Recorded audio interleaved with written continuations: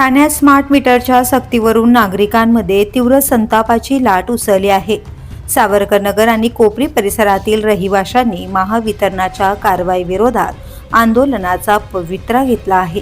नागरिकांचा आरोप आहे की मुख्यमंत्री स्तरावर स्मार्ट मीटरची सक्ती केली जाणार नसल्याचं स्पष्ट करण्यात आलं असतानाही महावितरणाचे कर्मचारी आणि अधिकृत प्रतिनिधी घराघरात जाऊन मीटर बदलणे बंधनकारक असल्याचं सांगत आहेत।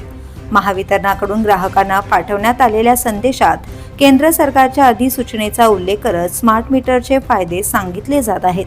मात्र मीटर बसवण्याची सक्ती नेमकी कोणत्या शासन निर्णयानुसार केली जात आहे याबाबत स्पष्टता नसल्याचा दावा नागरिकांनी केला आहे।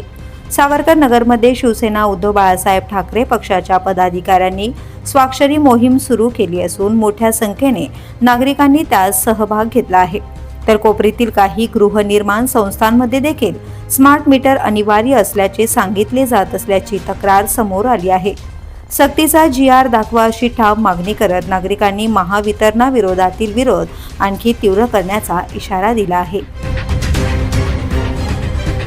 द पोलीस न्यूजसाठी अनिल शिरसाट, ठाणे।